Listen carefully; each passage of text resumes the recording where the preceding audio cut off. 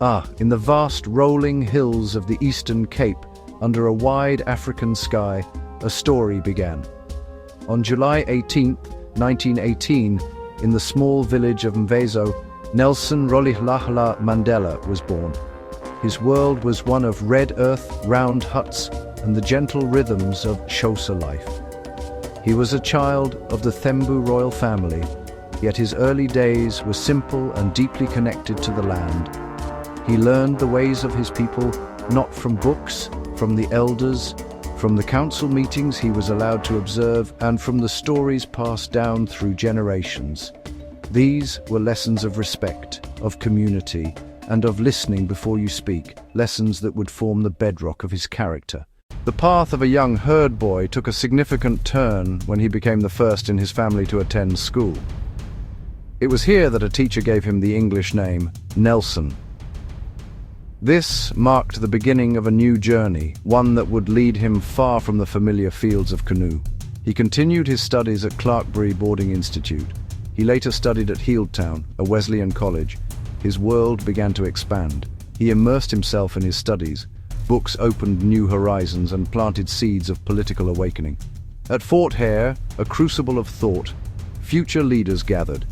Here he met Oliver Tambo and became involved in student politics.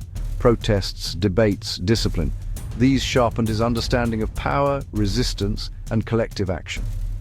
A family dispute over an arranged marriage prompted him to leave home for Johannesburg, trading peaceful countryside for a harsh, segregated gold mining metropolis. As Mandela established his life in Johannesburg, he was confronted daily by the brutal reality of apartheid, an entrenched system of racial separation and white supremacy. Signs dictated where black people could live, work, walk, even sit. Denied the vote, restricted by passbooks, arrested for failing to produce them. Witnessing this injustice fueled a fire within Mandela. In 1944, he joined the African National Congress, working with Oliver Tambo and Walter Sisulu to form the ANC Youth League. In 1952, he and Tambo opened South Africa's first black-owned law firm, a beacon of hope fighting pass laws, evictions, and police brutality. His leadership grew through non-violent civil disobedience, making him prominent and a government target. He was arrested, banned, surveilled. The state saw his call for freedom as a threat. The struggle for freedom reached a tragic and pivotal turning point on March 21, 1960. In Sharpeville, police opened fire on unarmed protesters. 69 killed, hundreds injured, many shot in the back as they fled. Shockwaves followed. Emergency declared, the ANC banned peaceful protest at a dead end. After soul-searching, Mandela and comrades chose a new path, not to incite civil war, but to force the government to the negotiating table. Umkhonto weSizwe, Spear of the Nation, was formed in 1961, with Mandela as its first commander-in-chief. Its strategy: carefully planned sabotage against infrastructure, power plants, transport, designed to avoid loss of life. Living as the Black Pimpernel, he evaded capture, sought support and training abroad, at great personal cost to family and self.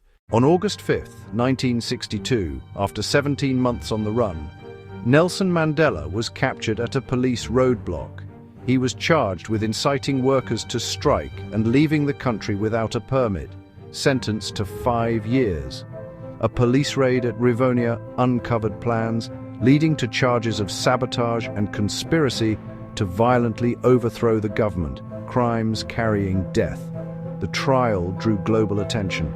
The accused used the courtroom to put apartheid itself on trial.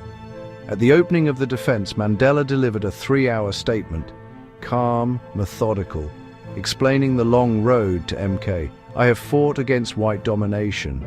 I have fought against black domination. I have cherished the ideal of a democratic and free society in which all persons live together in harmony and with equal opportunities. It is an ideal which I hope to live for and to achieve, but if needs be, it is an ideal for which I am prepared to die. On June 12, 1964, spared the death penalty, Mandela was sentenced to life and sent to Robben Island. A windswept prison became home for 18 years. his world reduced to a damp cell and a thin mat. The conditions were designed to break men: hard labor, damaged eyesight, meager food, and cruelty. Yet they turned prison into a university, studying, debating, keeping minds sharp and hope alive.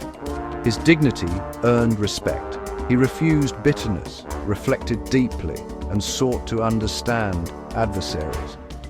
Outside, a worldwide movement rose: concerts, sanctions, and a rallying cry, turning him into the world's most famous political prisoner.